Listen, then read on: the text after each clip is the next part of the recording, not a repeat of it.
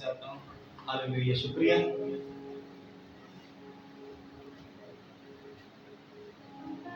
जो नहीं पढ़ सकता उसके लिए भी खुदा का शुक्र, खुदा उससे भी पढ़ना लिखना सिखाए। आमीन।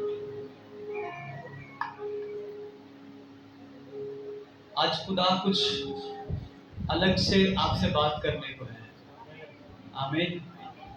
और मेरा बिलीव है कि खुदा ने आज आपको जब यहाँ पे लाया है तो खुदा किसी मकसद के तहत आपको यहाँ पे लेकर आया। तो खुदा आपसे कोई काम लेना चाहता है, उसे आज समझ के जाना है आपको। आमीन। कलाम खुदा में से यीशु की किताब पढ़े लिखे लोग समझ सकते हैं कि बहुत सारे लोग इसे यशुआ पढ़ते हैं, क्योंकि ये यशुआ नहीं है, ये यशु है।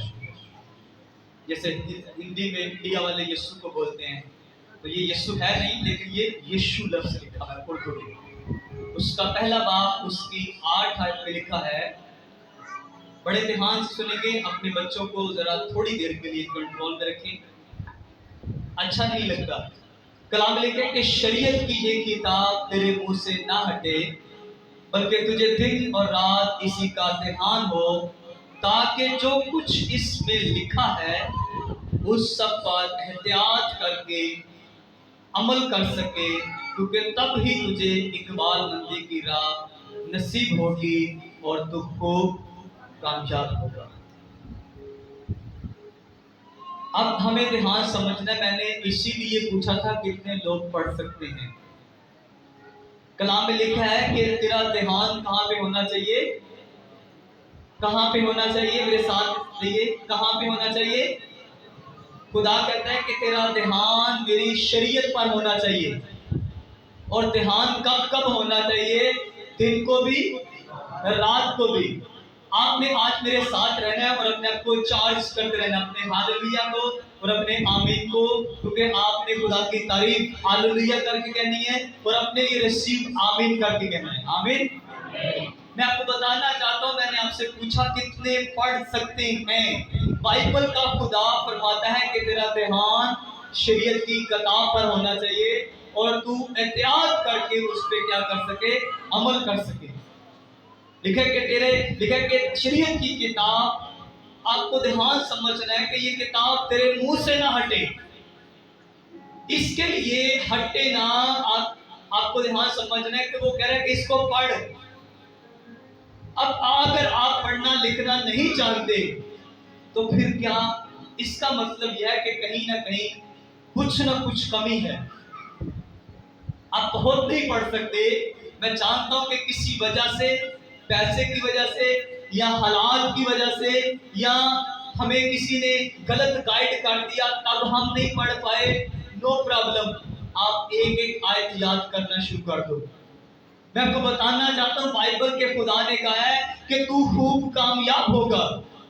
खूब कामयाबी हासिल आज हर एक क्रिश्चियन, हर एक पास्टर, हर एक वर्शिपर, हर एक एवेंजलिस्ट, दुनिया का हर इंसान इकबालमंदी चाहता है। वो खूब कामयाब होना चाहता है।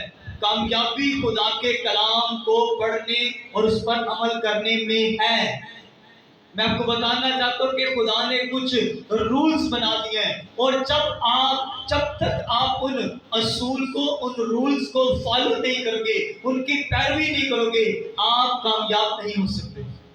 ये जब बाइबल के खुदा ने हर चीज का एक असूल है, हर चीज का एक रूल बना दिया गया है। इससे पहले आज आप सीखो, आप समझो, हमें अपने रास्ते बदलने पड़ेंगे। हमें अपना उठना बैठना चेंज करना पड़ेगा। आपको बताना चाहता हूं कि दुनिया में बहुत सारी कौमें जो मसीह नहीं है पर वो इकबालमंद है।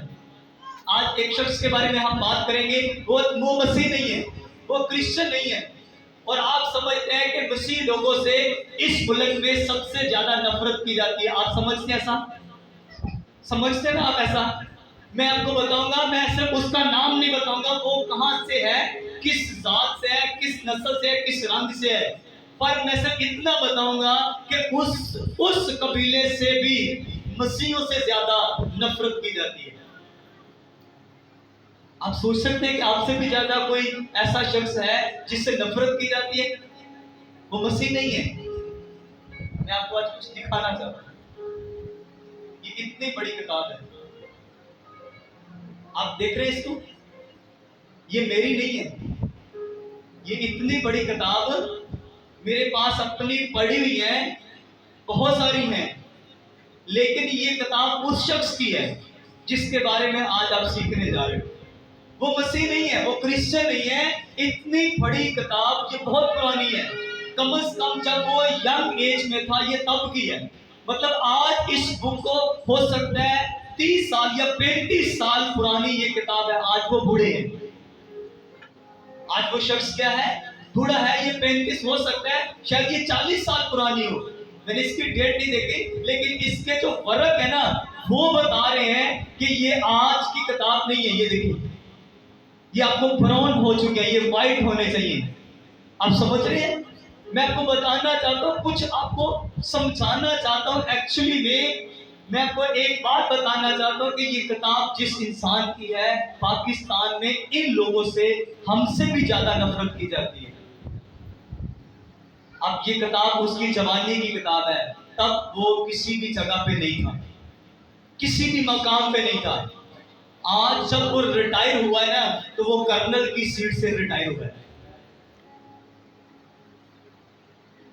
अब वो, मैं आपको बताऊं, वो ना डॉक्टर है, ना तो वो टीचर है, ना वो कोई प्रचारक है। उसने ये किताब क्यों रखी है अपने पास? इसमें आप कोई किसी भी लफ्ज का मतलब जानना चाहते हैं, इंग्लिश में, उर्दू में, ये दोनों तरह से है। और ये बुक भी मेरे पास आना एक मौजज़ा है। पिछले साल इसी तरह की सेम बुक थी जो मैंने किसी खातम को गिफ्ट की थी। उसके पास किताब खरीदने के लिए पैसे नहीं थे, मैंने अपनी वाली उठा के उनको दे दी। खुदा ने अगले साल ये मुझे गिफ्ट दे दी। पर आपको मैं बताना चाहता हूं, इस किताब का रखने का मकसद क्या था उस शख्स का। अभी हम बाइबल की तरफ जाएंगे। एक शख्स दुनियावी किताबों को पढ़ लिख कर, और मैंने जब उसका रूम चेक किया, पूरा रूम भरा हुआ था सिर्फ किताबों के साथ। उस रूम में कोई चीज नहीं थी सिवाय किताबों की। और कई लोगों को बड़ी नफरत है बुक्स से, किताबों से। अभी हम बाइबल की तरफ नहीं गए, सिर्फ किताबों को पढ़ पढ़ के वो शख्स इतनी बड़ी सीट पे चला गया। उनको नफरत, लोगों, मैं बताऊं, बड़ी बड़ी पर्सनैलिटियों को नफरत है इन लोगों से, लेकिन वो बैठा एक बड़ी सीट पे। कैसे बैठा? पढ़ लिख कर। आज का यूथ, आज का नौजवान पढ़ना नहीं जानता। अगर घर वाले माँ बाप पढ़े लिखे नहीं है, हमारे मैक्सिमम जो माँ बाप है वो पढ़े लिखे नहीं है, लेकिन उनके अंदर डिजायर है, वो कोशिश करते हैं। आपको मालूम है वो कहां से पैसा जमा कर रहे हैं? लोगों के घरों में जाते हैं, उनके घरों के उनके खाने पीने के जो झूठे बर्तन हैं उनको धोकर आपकी पढ़ाई लिखाई का बंदोबस्त करें। और आप जब स्कूल में बैठे हैं और आपके माँ बाप वेट करें, आने एक दिन आएगा, मेरा बेटा जनरल बनेगा, मेरा बेटा कर्नल बनेगा, मेरा बेटा फौजी बनेगा, मेरा बेटा पास्टर बनेगा। ये एक्सपेक्टेशन आपके माँ बाप की होती है। आपके माँ बाप के अंदर ये डिजायर होती है कि मेरा बेटा पढ़ लिख के कुछ बनेगा, और ऐसा कुछ भी नहीं होता। क्यों? क्योंकि वो, उसका ध्यान बुक्स पे नहीं है, उसका ध्यान कहीं और है। अब मुझे मालूम नहीं है कि आपने क्या बनना है। लिखे कि तू इकबालमंद होगा, तू खूब कामयाब होगा। अब बाइबल ने कहा है कि तू मेरे कवानीन पे अमल कर, मेरे कवानीन को पढ़, और दिन और रात इसी पे ध्यान हो, तू कामयाब होगा। इसका मतलब यह है कि मेरी बात मत करो, मैं कामयाब हूं। हालेलुया। क्योंकि मैं खुदा का काम कर रहा हूँ। इससे बड़ी कामयाबी क्या होनी चाहिए कि मैं लोगों की अगुवाई कर रहा हूँ, लोगों की रहनुमाई कर रहा हूँ। आपके लिए ये मैं बताऊं कि आपके लिए बड़ी इज्जत ऑनर की बात है कि आप किसी की हेल्प कर रहे हैं, किस और वो भी कलाम के मुताबिक, कलाम को सामने रखकर। एक बात आज ध्यान से आज सीख के जाना, आपको पढ़ने की जरूरत है। लोगों के पास पैसा पूर्ण सा की पढ़ के करना है, नेवर। आपको पढ़ना है। अब मैं ये नहीं कह रहा कि जो माँ बाप हैं, मैं उनको अब ये नहीं कह रहा कि आप जाओ, आप स्कूल जाओ। मैं उनको बोल रहा हूँ कि आप अब किसी ना किसी तरह से हर रोज एक आयत को सिर्फ याद करना है अपने पास, ज्यादा नहीं आपने पढ़ना। क्योंकि बाइबल का खुदा कह रहा है कि तू शरीयत की किताब पे ध्यान कर, सुबह को भी रात को भी, ताकि तू कामयाब हो सके। इसका मतलब है कि जो मसीही कामयाब नहीं हो रहे, उसके पीछे कारण ये है कि वो पढ़ नहीं रहे, उनका ध्यान खुदा के कलाम में नहीं है। किसी वजह से आप नहीं पढ़ पाए, आपके पास अभी भी ऑप्शन है। अभी आप काम काज करें, आप बिजनेस करें, आप बाइबल को साथ में पढ़ो सुबह निकलने से पहले। देखना अपने कारोबार में, अपनी जॉब में, अपनी चीजों में आपको तरक्की नजर आएगी, आपको बढ़ोतरी, आपको बहुत कुछ नजर आएगा। आप देखना आपकी लाइफ में अजीब काम होगा। सिर्फ आपको बस पढ़ने बाइबल को, और मैं बहुत ज्यादा पढ़ने को नहीं आपको कह रहा, थोड़ा थोड़ा से पढ़ो, थोड़ा थोड़ा आपको समझ ही आएगा।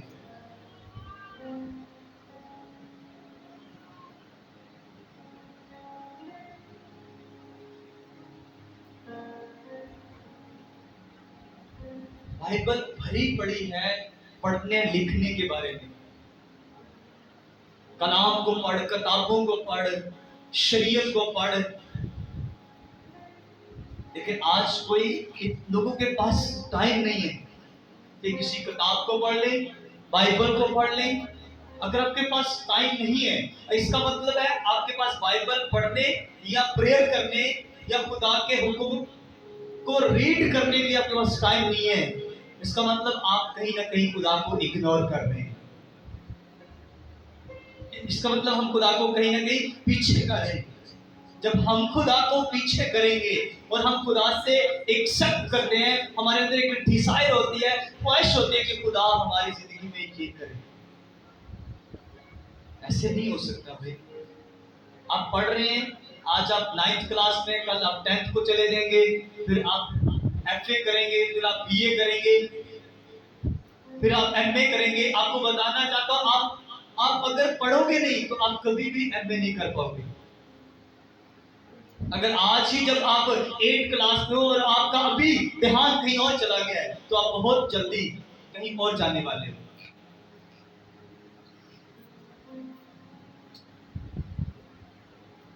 वो स्कूल तो जा रहा है, लेकिन वो एक्सेप्ट कर रहा है कि मैं बहुत बड़ी जगह पे बैठूंगा, मैं ये बन जाऊं, मैं वो बन जाऊं। आप नहीं बन पाएंगे जब तक आपका फोकस उस जगह पे नहीं होगा, क्योंकि आपका ध्यान किताबों पे नहीं है, आपका ध्यान खुदा के कलाम पे नहीं है, आपका ध्यान तो कहीं और लगा हुआ है। और जब पेपर नजदीक आते हैं, बस दुआ करें। हम दुआ क्या करेंगे?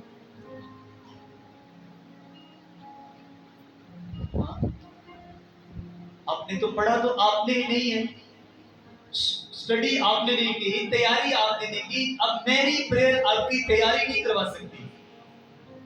हाँ, मेरी प्रेयर ये कर सकती है कि आपका ध्यान जाए उसी क्वेश्चन के ऊपर जो पेपर में आना है। इतना प्रेयर करेगी, आप प्रेयर लिख नहीं सकती आपकी जगह पे, याद नहीं कर सकती आप प्रेयर में। प्रेयर खुदा ऐसे काम नहीं करता। खुदा ऐसा करेगा प्रेयर की वजह से कि जो पेपर्स में आएगा, आपका ध्यान बार बार उन्हीं क्वेश्चन के ऊपर रहेगा, आप उनको याद करोगे और वो जबरदस्त होगा। आमीन।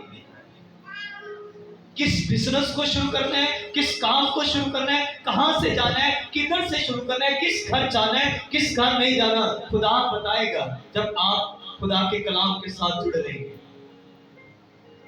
खुदा का बंदा पौलुस जब खुदा के कलाम में था, खुदा के साथ कनेक्टेड था, खुदा ने मना कर दिया मत जा इस शहर में। मना किया कि नहीं किया? बंदा खुदा के साथ जुड़ा हुआ था भाई, खुदा मना करे। बाइबल में लिखा है तुम तमाम दुनिया में जाओ।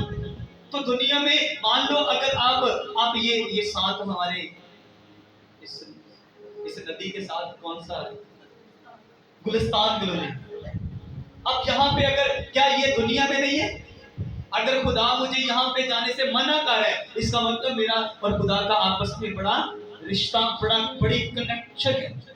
हम बहुत अच्छे तरीके से जुड़े हुए हैं और मैं कलाम में और प्रेयर में अच्छे से जुड़ा हुआ। अब खुदा मना करे कर नहीं जाना, लेकिन है ये दुनिया में। खुदा तो कह रहा है बस तुम जाओ और जाकर सब कौमों को। क्या वहां के लोगों को जरूरत नहीं है? वहां के लोगों को जरूरत है, पर खुदा मना कर रहा है। पौलुस को एक जगह से मना किया, दूसरी से जगह से मना किया। बंदे ने कहा ठीक है खुदा, मैं नहीं जाऊंगा। आज मैं आपको बताना चाहता हूं कि बहुत सारे लोग बाइबल रीड नहीं करते। अभी अगर मैं पूछूं कितनों के पास अपनी पर्सनल बाइबल है, तो नहीं होगी। घर में एक ही बाइबल बस ठीक है, चंगी होती है, ऐसे लोग कहते हैं ना, और अच्छी होती है भाई, चंगी होती है, घर बाइबल होनी चाहिए। घर में होना अच्छी बात है, पर बहुत अच्छी बात है इसे पढ़ा जाए। ज्यादातर लोग घर में सिर्फ बाइबल पढ़ी रहती है, पढ़ना नहीं है उसको। वो पढ़ी नहीं है, और कितने सालों से पढ़ी है ये भी मालूम नहीं, किसी ने खोला नहीं इसको। हमारे घर में सबकी पर्सनल बाइबल है, मेरी अलग से है, मेरी वाइफ की अलग से है, मेरे बच्चों की अलग अलग से बाइबल है। हमने उनको अलग अलग से ला के दी है, भाई ये आपकी बाइबल है। हमें मेरे मतलब आपको बताऊं कि मैं ये नहीं कहता कि मेरे बच्चे बहुत अच्छे हैं। जिससे मर्जी पूछ लो, उसके बच्चे दुनिया में सबसे अच्छे बच्चे उसी के होंगे, क्योंकि उसके अपने खुद के बेटे और बेटियां हैं। जिससे मर्जी वो दुनिया का जितना मर्जी खराब आदमी है, उसके बच्चे सबसे अच्छे बच्चे हैं। लेकिन इनको पढ़ने लिखने की आदत डाले। दुनियावी तालीम के लिए हम सुबह सुबह भेजते हैं कि नहीं अपने बच्चों को? आप अपने बच्चों के लिए हो सकता है आप 10 बजे उठते हो, अपने बच्चों की खातिर ये पढ़ लिख लें। कितने बजे उठते हैं? 6 बजे, 5:30 बजे, 5 बजे उठते हैं और जल्दी से ये स्कूल जाने चाहिए, लेकिन वो बाइबल के लिए नहीं भेजेंगे, नहीं भेजेंगे। अगर यहाँ अभी पूछा जाए कितनों के बच्चे जाते हैं, मुझे मालूम नहीं कितनों के हाथ उठने वाले हैं। इन्हें भेजो, इन्हें भेजो भाई, अपने बच्चों को बाइबल के लिए भेजो। मैं आपको बताऊं बाइबल में लिखा है अगर तू मेरे कलाम मेरी शरीयत पर अमल करेगा तो दुनिया की सारी कौमों से तुझे सरफराज करूंगा। दुनिया की सारी कौमों से सबसे ज्यादा तुझे सरफराज करूंगा। आज मालूम है दुनिया में सबसे ज्यादा सरफराज कौन है? मालूम है? सिर्फ 2 लोग, मसीही और यहूदी लोग। सिर्फ 2 लोग हैं ऐसे जो दुनिया में सबसे ज्यादा टॉप लिस्ट पे उनका नाम है। हर चीज में, जिस भी चीज की बात करेंगे उसमें वो टॉप होंगे। लेकिन उनसे क्रिश्चियन से भी थोड़ा सा आगे एक और कौम है, उनका नाम है यहूदी। खुदा के कलाम को उनके बच्चे आज भी सुन उठते हैं और जाते हैं पहले सब, इससे पहले कि दुनियावी तालीम पढ़े, पहले वो खुदा के कलाम को पढ़ने जाते हैं। हमारे बच्चे जाते ही नहीं है। कौन भेजेगा भाई आपके बच्चों को? मैं तो नहीं भेजूंगा आपके बच्चों को। मैं आपको बता सकता हूं, आपके बच्चों अपने बच्चों को भेजो। भेजना आपका काम है। कोई ऐसा यहाँ पे नहीं बैठा होगा जो 5 से 7 हजार फीस अपने बच्चों की न देता हो। 500 रुपया, 1000 रुपया किसी पढ़े लिखे शख्स को नहीं देंगे, किसी पढ़ी लिखी बेटी बेटे को नहीं देंगे कि भाई हमारे बच्चों को पढ़ा दो। जैसे ट्यूशन पढ़ाते हो, 1 घंटा इनको बाइबल भी पढ़ा दिया करो। कभी सोचा हमने? नहीं। भाई सोचे, इस मतलब सोचे कि आपके बच्चे कुछ पढ़े। मैं आपको ऐसे नहीं कर रही अकॉर्डिंग टू बाइबल। अभी बाइबल में से हवाले निकाल के देखेंगे कि पढ़ने के लिए कहां जा रहा है। पहला हवाला तो हमने पढ़ा, अब दूसरा तीमुथियुस उसका 4 बाब निकालेंगे।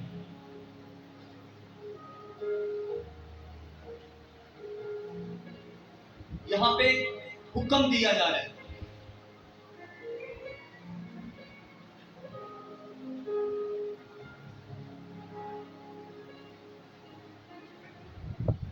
दूसरा तीमुथियुस उसका 4 बाब उसकी 13 में लिखा है, जो चोगा मैंने तुरियास में किरपुस के हाथ छोड़ आया हूं, जब तू आए तो वो और किताबें खास कर रिक के तुम्हार लेते आयो। ये कौन कह रहे हैं? ये पौलुस रसूल अपने शागिर्द को कह रहे हैं कि मैं वहां पे अपना कुर्ता भी छोड़ कर आया हूं, आप समझ रहे हैं? और फिर वो कह रहा है कि मैं वहां पे अपना चोगा कुर्ता जो भी, और लेके अपनी किताबें खास कर रिक के तुम्हार छोड़ कर आया हूं, वो लेते आना। आप समझ रहे हैं मैं क्या कह रहा हूं? बाइबल का खुदा कह रहा है, पौलुस रसूल अपने शागिर्द को कह रहा है, उसे लेटर लिखा है, उसे चिट्ठी लिखी है कि मेरी फोन नहीं किया। आज अगर हम होते तो व्हाट्सएप करते, यार मेरी अब किताबात नहीं है ना, तो जल्दी आ जाती। एक दफा लेटर गया, फिर वो बंदा आया, मतलब हो सकता है महीना लगा, 10 दिन लगे, लेकिन उसने अपनी किताबों के लिए, और तोमार जो लफ्ज होता है ना, ये खुदा की शरीयत के कवानीन पे इस्तेमाल किया जाता है। वो कहता है मेरी किताबें भी लेकर आना। इसका मतलब पौलुस रसूल किसकी किताबें पढ़ रहे हैं? किसकी लिखी हुई किताबें पढ़ रहे हैं? क्योंकि ये तो यीशु मसीह के शागिर्दों का शागिर्द है। आप समझ रहे हैं? अब किसने किताबें लिखी और वो किताबें पढ़ रहे हैं? इसका मतलब है कि ये नबियों ने, रसूलों ने, किसी ना किसी ईमानदार ने, किसी ना किसी खुदा के बंदे ने किताबें लिखी हैं, और उन किताबों को वो पढ़ रहा है। हम समझ रहे हैं? आज का मैसेज जरा थोड़ा सा इसी से समझ आ रही है आपको? वगैरह मेरी किताबें लेकर आना, और खासकर खुदा के जो रिक के जो तोमार हैं उनको भी लेकर आना। वो बेचैन है अपनी किताबों को पढ़ने के लिए, उसके पास किताबें नहीं है, शायद उसके पास जो थी वो पढ़ ली है। क्यों जी, ऐसा ही है? या अभी उसके पास थी नहीं इसलिए वो मंगवा है। आप कुछ भी समझ सकते हैं, लेकिन उसके अंदर जुस्तजू है, जुनून है कुछ पढ़ने का। आपको पता है इसके बारे में क्यों इतना लिखा हुआ है? क्योंकि नए ऐतनामे का सबसे पढ़ा लिखा इंसान भी ये था, और सबसे ज्यादा जो नए ऐतनामे में जितनी खत या किताबें लिखी गई हैं, वो सारी इसी खुदा के बंदा की वसीला से लिखवाई गई। अभी थोड़ा सा पीछे चलते हैं। पहला तीमुथियुस उसका 4 बाब उसकी 13 में लिखा है। अब ये भी उसने अपने शागिर्द को खत लिखा है, लेकिन जब तक मैं ना आऊं पढ़ने और नसीहत करने और तालीम देने की तरफ मतवज्जा रहे। बात पढ़ने लिखने की हो रही है फिर यहाँ पे, और हमारा ध्यान पढ़ने लिखने की तरफ है ही नहीं। आज का जो जो किधर ध्यान है मुझे ये मालूम नहीं है। उसे कह रहा है कि पढ़ने की तरफ मतवज्जा है, क्योंकि वो जैसा एक टीचर था पौलुस, उसकी टीचिंग इतनी जबरदस्त थी कि आज दुनिया की कौमें उससे फायदा ले रही हैं। और अपने शागिर्दों कह रहा है तुझे भी पढ़े हो, कहता पढ़ने लिखने में मशगूल रहना, नसीहत करने में मशगूल रहना, और तालीम देने में भी मशगूल रहना। क्योंकि वो कह रहा है कि अगर तुम पहले पहले कहता तुम पढ़ने में मशगूल रहना, क्योंकि अगर तुम पढ़ोगे फिर दूसरों को भी तालीम दे सकोगे। अगर मैं पढ़ा लिखा नहीं तो मैं किसी को कैसे तालीम दे सकता, है ना। मैं और मेरी वाइफ, कल या परसों की बात, हम परसों इकट्ठे आ रहे थे, तो मैंने इनसे चंद दिन पहले एक बात की थी, और वो बात मतलब ना तो वो बात दुनियावी थी, ना वो बात स्पिरिचुअल थी, पर वो बात मेडिकल से थी। मतलब हमारी फील्ड से नहीं थी, मतलब वो डॉक्टर लाइन की वो बात थी जिस पे हम बात कर रहे थे। तो मैं इनसे कह रहा था कि ये इस तरह से, इस वजह से ये प्रॉब्लम है। इन्होंने फिर बात किसी डॉक्टर से की, और डॉक्टर ने सेम वही बताया कि ये ऐसे है।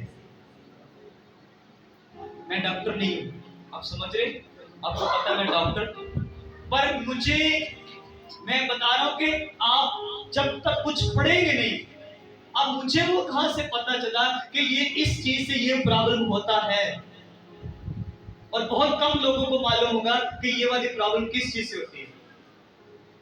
और जब हम अपने अंदर एक अजीब चीज फील कर रहे थे कि ये बातें होती हैं, ये बातें हमें सेमिनारी में नहीं बताएगी, ये बातें हमने कुछ बुक्स पढ़ी, कुछ कहीं से सुना। आप जब तक कुछ सुनेंगे नहीं, जब तक कुछ पढ़ेंगे नहीं, आपको बहुत सारी चीजों का नॉलेज नहीं होगा। आपको मालूम है दूसरी कंट्री में जो पास्टर हैं वो बहुत हेल्दी नहीं होते, वो बहुत स्मार्ट और बहुत लंबी एज के होते हैं। मालूम है क्यों? वो अपना ख्याल रखते हैं। लेकिन जो मेरे घर को बर्बाद करेगा, मैं उसको, खुदा का घर कौन है? लेकिन खुदा कहता है जो मेरे घर को बर्बाद करेगा, मैं उसको। खुदा का घर कौन है? खुदा का घर कहां पे है? लेकिन तुम खुदा का मकदस और खुदा का रूह तुम में। इसका मतलब है इस वतन का ख्याल रखना किसकी जिम्मेदारी है? माई रिस्पॉन्सिबिलिटी, ये मेरी जिम्मेदारी है। अगर इसको मैं साफ रखता हूं, इसको फ्रेश करता हूं, तो ये मैं खुदा के घर को फ्रेश कर रहा हूं। मेडिकल ये बताती है कि अगर एक शख्स बहुत लंबे टाइम तक बीमार है तो वो बहुत, उसकी उम्र कम हो जाती है। मैं सही बोल रहा हूं? मेडिकल वाले इधर ही हैं, डॉक्टर्स लोग, मेडिकल के लोग इधर हैं, कि जब बंदा बहुत लंबे टाइम तक बीमार होता है तो उसकी एज वो दूसरे लोगों से ज्यादा एज का लगता है ना? ऐसा है ना जी? ऐसा आपने अपने इर्द गिर्द देखा होगा कि ये बंदा बीमार हो गया और एक लंबे सालों से, मतलब 15 से 20 साल तक वो बीमार रहा। अब वो क्या हो गया है, बाकी भाइयों से, बाकी लोगों से वो ज्यादा एज का लगता है और वो जल्दी मर भी जाता है। और मैं आपको बताऊं, अगर आप खुदा के कलाम पे अमल करेंगे, आप यंग नजर आएंगे। जितनी बड़ी लंबी बीमारी भी चली हो, बीमारी से छूटे, खुदा की हुजूरी में खुदा के कलाम को पढ़ें और कलाम आपको फिर से जवान करेगा। मैं आपको सच बता रहा हूं, और प्रैक्टिकली आपके सामने ये जो खड़ा है ना यंग पादरी, ये बीमारियों से निकलकर आज मैं बहुतों से ज्यादा यंग नजर आता हूं। मेरी एज के जो लोग हैं ना, वो बूढ़े बूढ़े नजर आते हैं। ऐसा कुछ भी नहीं है, मेडिकल को भी खुदा फेल कर देता है। और मेरे घर वाले, खानदान, सब लोग जानते हैं, मैं थोड़े सालों से नहीं, एक लंबे साल से बहुत सारी बीमारियों से गुजरा हूं। और वो कोई नॉर्मल बीमारी नहीं थी, वो मेडिकल्स उनको चेक नहीं कर पाता था। लिखा है, मैं तुझे अकाबों की तरह क्या करूंगा? अकाबों की मानिंद आपको वो जोर बख्शेगा। ये सिर्फ मेरे लिए नहीं, सबके लिए है। आज अकाब का मैंने बताया था, वो किस तरह से दोबारा बूढ़ा होने के बावजूद फिर दोबारा जवान हो जाता है। आपको बीमारी बूढ़ा कर दे, कमजोर कर दे, कलाम आपको फिर जवान करेगा। हालेलुया। कलाम को रीड करो, पढ़ो उसको। इस्तिस्ना 28:1 में लिखा है कि तुझे सब कौमों से ज्यादा सरफराज तुझे करूंगा मैं। क्यों करूंगा? क्योंकि तू मेरे कलाम पे क्या करता है? अमल करता है। आज लोग क्यों जलील हो रहे हैं? आपको मालूम है बहुत सारे घराने, बहुत सारे खानदान जलील हैं, आज खवार हो रहे हैं, बेइज्जत हो रहे हैं। किस कारण? खुदा के कलाम को रद्द करने की वजह से। संडे को कहां होना चाहिए? खुदा के घर में, खुदा की हजूरी में। बंदा खुदा की हजूरी में नहीं है, वो जलील होने वाला है। मैं नहीं कह रहा, ये कलाम कह रहे हैं। अगर आप खुदा की हुजूरी में, खुदा की प्रेजेंस में आप जलील नहीं होंगे, आपको इज्जत, ऑनर मिलेगा। हालेलुया। खुदा आपके लिए खड़ा हो जाएगा। आप जिधर जिधर आपके लिए कहीं भी खड़ा होने की जरूरत होगी, खुदा खुद अपने लोगों को, अपने फरिश्तों को खड़ा करेगा। आमीन। पर कब? जब लिखा है तू मेरे कलाम पर, मेरी शरीयत पर ध्यान करेगा। आज ध्यान ही कहीं और है। किधर ध्यान है भाई? अपना ध्यान सेट करो। आपका अपना फोकस सही नहीं है। फोकस, लोग आज देखा जाए तो आज शायद लोग फोकसलेस है, मैं ये कहूंगा। उन्होंने करना कुछ है, भरना कुछ है, ध्यान कुछ और है। मतलब कर कुछ और है। घर वाले मतलब पढ़ वो क्या रहा है? मेडिकल। घर वाले कभी पादरी बन जाए, पढ़ वो क्या रहा है? मेडिकल। उसकी सोच में कुछ हो रहा है, मैं फौजी बनने। पता ये कब होता है? पता ये कब होता है? जब बंदा खुदा के साथ नहीं होता।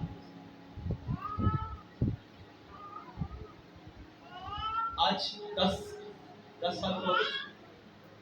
10 साल मतलब जब ये बोलना शुरू हुआ था मेरा बेटा, तो ये कहता था मैंने फौजी बनना है। कोई बात नहीं, तो यीशु का खादिम बनेगा। मैंने उसी टाइम उसके मुंह पे कहा, मतलब आज हम इसे इतने सालों बाद दोबारा याद करवा रहे हैं, कहता मैंने फौजी बनना है। पिछले मतलब कुछ महीने की बात है, बोल रहा था कि मैंने पास्टर बनना है।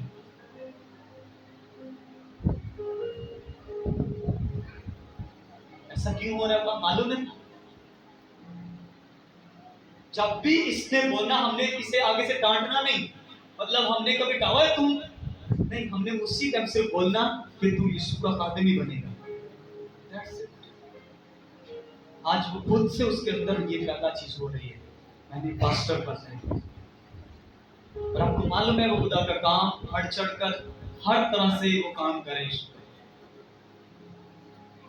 अब हमें ध्यान समझना है आपने अपने बच्चों के अंदर क्या डाला है। मैंने पहले कहा था, मैं ये नहीं बोल रहा कि हमारे बच्चे बहुत, पर ये बताऊंगा कि जबरदस्त है। बच्चे, सबके बच्चे बच्चे बच्चे ही होते हैं, सबके बच्चे ही होते हैं। उनको जिधर छोड़ दो, वो आधे घंटे के लिए छोड़ो, सारी स्टडी खत्म हो जाएगी आप जो दी है आपने। इसलिए उनको अलग से मत छोड़ो। आमीन। उनको अलग से जितना अपने करीब, अपनी बाइबल स्टडी, स्कूल की स्टडी, इन चीजों के करीब करीब रखो। और ढूंढ के ऐसे लोगों के पास अपने बच्चों को भेजो जो स्पिरिचुअल लोग हैं, रूहानी लोग हैं। उनकी ट्यूशन, उनकी बाइबल स्टडी ऐसे लोगों के पास भेजना है जो खुद बंदा स्पिरिचुअल है। जो खुद स्पिरिचुअल नहीं है, वो बाइबल तो आपके बच्चों को पढ़ाएगा, लेकिन वो रूहानियत आपके बच्चे में नहीं डाल सकता, क्योंकि वो वहां पे सिर्फ बाइबल नहीं, कभी कभी उससे बात भी करेगा। ऐसे नहीं, ऐसे करो, है ना ऐसा? आप जहां पे काम करते हैं, वहां पे अगर आपके बॉस, आपके इर्द गिर्द के लोग जो आप स्पिरिचुअल नहीं है, तो वहां पे काम करने की जरूरत नहीं है। अगर आप बहुत बड़े स्पिरिचुअल हैं, तो फिर वहां पे काम करो, वहां पे जरूरत है। अगर आप हल्के फुल्के हैं, तो फिर वहां पे काम करने की जरूरत नहीं है। ऐसा ना वो आपको, अब वहां जहां पे मैं काम करता हूं, एक एक शख्स को मालूम है कि ये शख्स खुदा का खादिम है, ये पास्टर है। ये वाली बातें इनके सामने नहीं की जा सकती। अगर कोई नया बंदा आ भी जाए तो बाकी सब लोग उसे रोकते हैं। वहां पे मौलवी भी हैं, वहां पे हाजी साहब भी हैं, मतलब हर तरह से वहां पे दूसरे मज़ाहिब के भी रूहानी लोग हैं, और वो भी हमारी उसी तरह से रिस्पेक्ट करते हैं जैसे वो अपनों की करते हैं। आपको वहां पे जगह बनानी पड़ती है, जगह खुद से नहीं बनती। आपको वहां पे अपनी इमेज, अपनी वैल्यू को बढ़ाने के लिए पहले खुदा कहता है मैं तुझे कौमों के दरमियान सरफराज करूंगा। कब? जब तू शरीयत पर ध्यान करेगा। आपका ध्यान कहीं और है। अगर तुम उत्थे ही गुप्पी बेच रहे हो ना, तो फिर खुदा उत्थे इज्जत नहीं दे सकता। फिर वो ये गोए इधर आ, है ना, ऐसे बोलेंगे, है ना।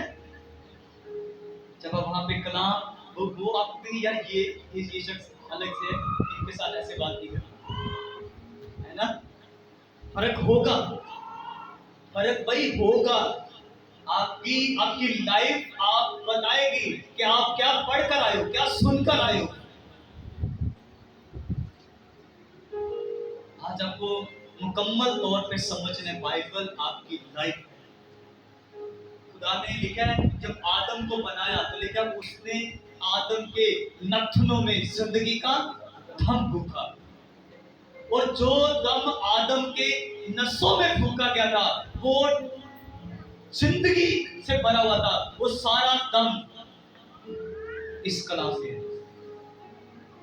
वो आज भी लोगों को जिंदा कर सकता है, और अब तक वो लोगों को जिंदा करता रहेगा। आमीन। आज बहुत सारे लोगों की मुर्दा चीजें होती है, लेकिन वो अपने कलाम को भेजकर अपने लोगों को शिफा देता है। इसका मतलब है शिफा भी कलाम से मिलती है। और कलाम से कब शिफा मिलती है? जब जो सुनाने वाला अगर खुदा की हजूरी, खुदा की प्रेजेंस, खुदा की सामर्थ में रहता है, तो उसके मुंह से जब कलाम निकलेगा तो लिखा है खुदा अपने कलाम को मोजज़ात के वसीला से साबित करता है कि वो जिंदा है। हालेलुया। कलाम बड़ी दुनिया सुनाती है, लेकिन अगर उस सुनाए हुए कलाम से कोई मौजज़ा, कोई जिंदगी नहीं बदली, किसी ने तौबा नहीं की, किसी ने यीशु को कबूल नहीं किया, किसी की लाइफ नहीं बदली, किसी के घराना नहीं बदला, किसी की आंखें नहीं खुली, किसी के कान नहीं खुले, किसी की जबान नहीं खुली, कि कोई कोड़ी पाक साफ नहीं किया गया और किसी को औलाद नहीं हुई, इसका मतलब वो जो कलाम सुनाया गया है उस कलाम में जिंदगी, उस जिसने सुनाया वो खुदा, जिंदगी वाले खुदा के पास नहीं गया। उसे जानना चाहिए था उस जिंदगी वाले खुदा से, उस कलाम में, क्योंकि लिखा है कि वो दम फूकता है, उस दम वाले खुदा के पास जाना चाहिए था, है ना।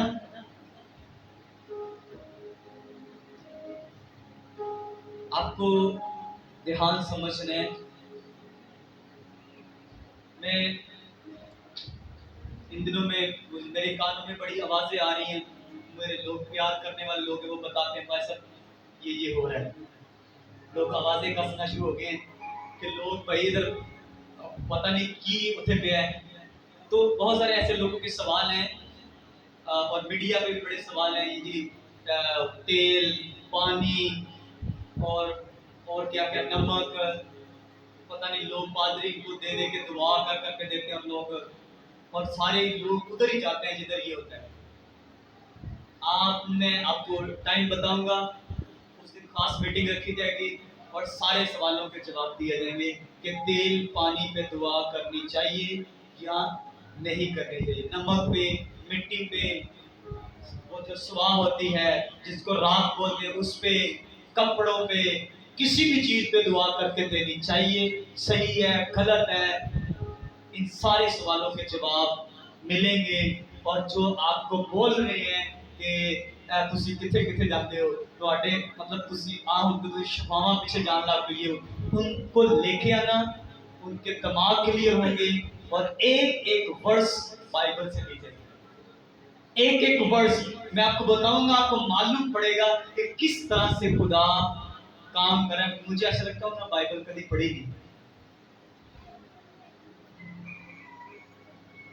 आपका क्या ख्याल है, नमक पे दुआ करनी चाहिए? कभी किसी ने करवाई? आपको निकाल के दिखाएंगे, किस आप कुछ भी लेकर आओ, मैं आपको बताऊंगा कि किस पे दुआ की जा सकती है। बस इतना बताऊंगा, कुछ भी ले आओ, दुआ करके दी जा सकती है। बाकी सारे सवालों के जवाब आपको उस मीटिंग में दिए जाएंगे। आमीन। आज समझ आ गए मेरे ख्याल से कि हमें पढ़ने की जरूरत है। आमीन आमीन।